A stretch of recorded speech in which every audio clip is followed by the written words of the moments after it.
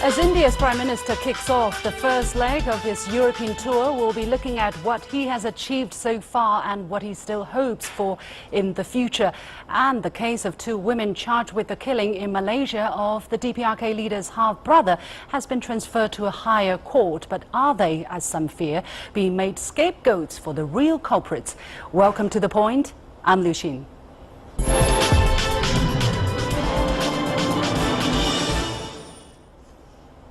India's Prime Minister Narendra Modi is in Germany, and a number of agreements and declarations of intent have been signed between the two countries.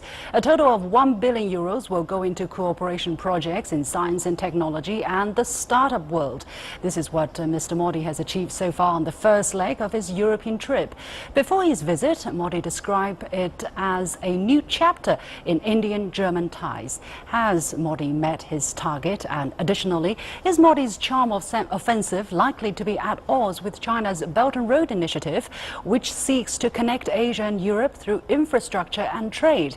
I'm pleased to be joined today in New Delhi by TCA Rangachari, former Indian ambassador to Germany, France and Algeria, and in our Beijing studio by Professor Ye Hailing, director of the Center for South Asia Studies with the Chinese Academy of Social Sciences. Welcome to the gentlemen. Now, Ambassador Rangachari, let me come to you first. What do you think is the significance of Mr. Modi's trip this time, not just to Germany, but also to Spain and some other countries? Good evening.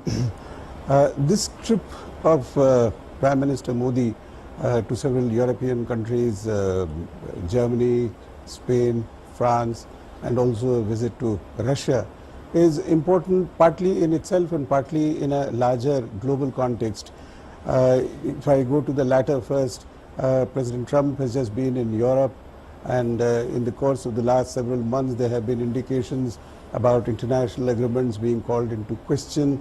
There have also been some questions in regard to protectionism, and therefore a country like India, which is a growing economy, currently the IMF estimates are that it might grow this year at somewhere between 7 to 7.5%. and an economy which has just overtaken Britain, so it becomes the 5th largest economy in the world. As far as Germany is concerned, the Indo-German relations are concerned, these have traditionally been very friendly. They have been very close over a long period of time. Germany is one of the major investors and largest trading partner in the European Union for India. And while the Indo-German trade doesn't quite compare to the China-Germany trade, at the same time, it is important both for Germany as well as India to keep this relationship going, both on the political as well as on the economic front. Plus, of course, education, science and technology, and a variety of other areas in which Germany and India have cooperated with each other. So I would see the importance of this visit partly in the bilateral context, partly in a larger global context, where soon the Chinese Prime Minister, I think beginning tomorrow, will be in Germany. India and China are also close partners, both economically as well as politically.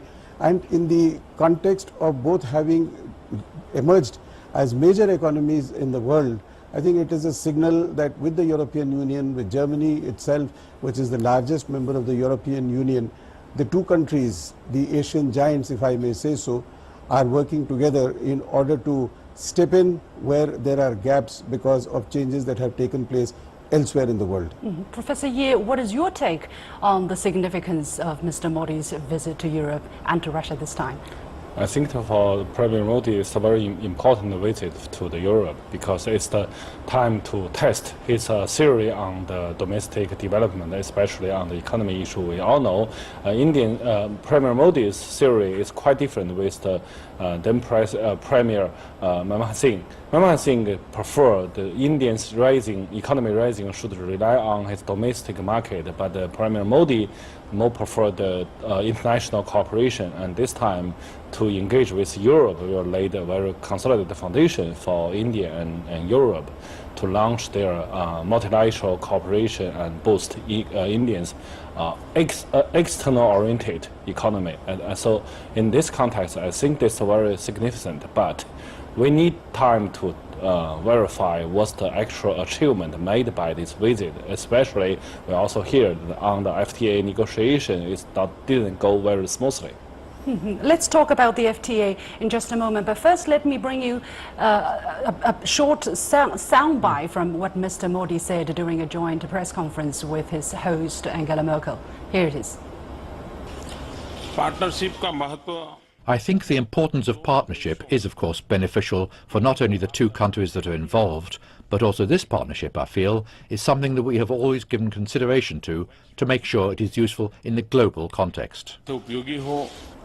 Ambassador Rangachari, how do you read into Mr. Modi's words? Why do you think he's there to emphasize the global context of the bilateral relationship between India and Germany?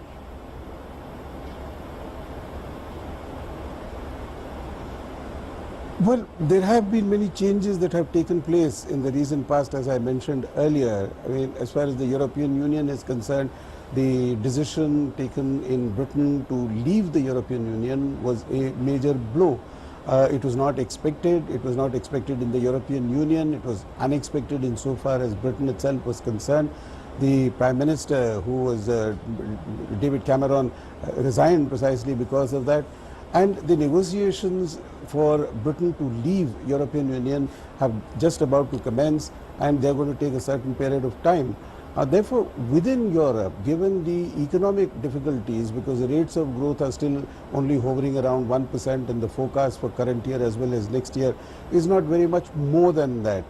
At the same time, there are political issues, as I mentioned just now, Brexit. So, and then when you read it together with the visit of President Donald Trump of the United States to Europe, where there was a great deal of disappointment in regard to the decision of the United States on protectionism, on the issue of climate change agreement, Paris 2015 and so on. I think both India as well as Germany are looking, as I'm sure the Chinese Prime Minister, when he goes to Germany later this week, will be doing, are looking to see how countries like Germany, India, China can work together in order to step into the breach and try and make sure that the economic and political evolution remains stable.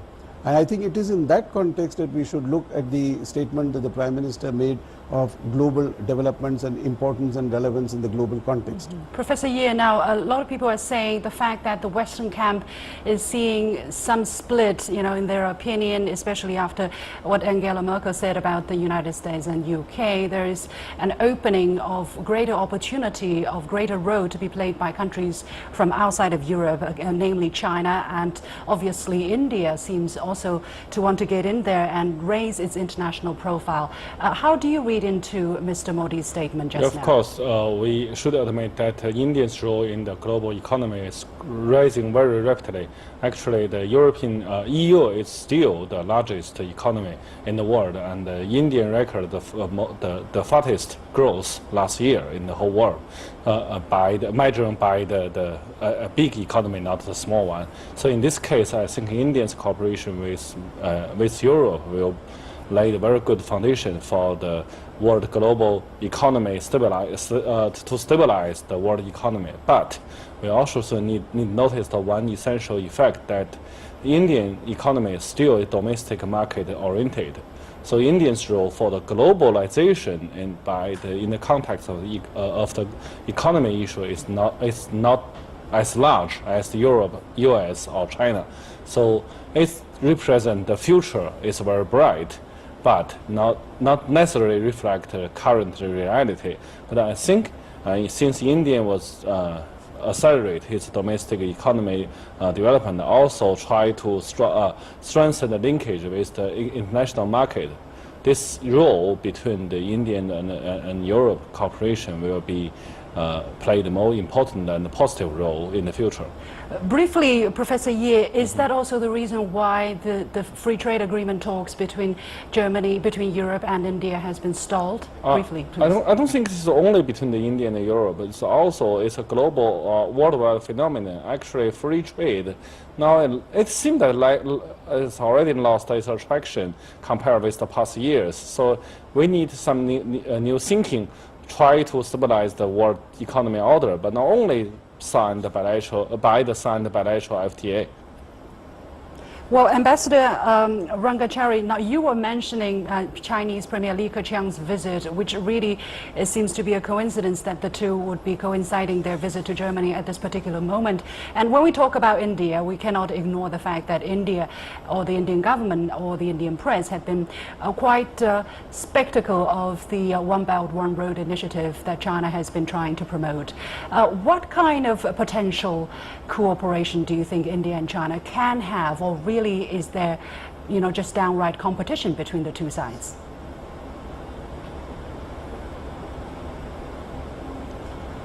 Well, one quick word insofar as the FTA is concerned. This FTA actually has become, is under negotiation with the European Union, and hopefully some of the issues that have been flagged on either side, as far as the Indian side is concerned, free movement in terms of labor and professionals and so on, that is an issue.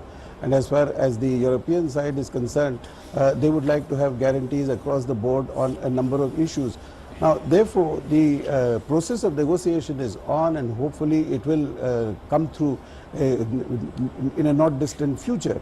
Insofar as India and China is concerned, if we work backwards, current projections are that in the course of the next 10 to 15 years, China would become either the number one, it is already the number two economy. India would also be probably the number third economy.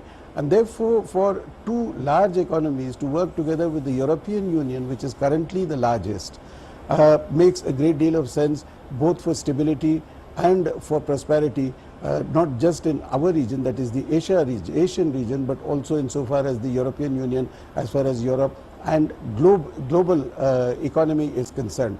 I think that is how we should look at this. Even if the visit happens to be coincidental, the interests are more long-lasting. Thank you very much. We have to leave it there. That was TCA Rangachari, former Indian ambassador, and Professor Ye Hailing, director of the Center for South Asia Studies with the Chinese Academy of Social Sciences. And as usual, here is my point. Now, it's very clear that Prime Minister Modi's intention is to wow European investors and increase India's international profile against what could be seen as the shadow of China's economic growth. Competition is not a bad thing, as it provides an incentive to do better to stay ahead, but is it a wise thing to compete simply because of cynicism? Now, the answer is probably no. Mr. Modi takes pride in the democratic values his country shares with Germany, before and among other things. But from the example of Ms. Merkel's disappointment with the US and UK, shared values are not the guarantee of good political ties, even less so for good business relations. For India to step up considerably its trade with foreign countries, a lot of effort would be needed. To have an open mind might be a helpful first step.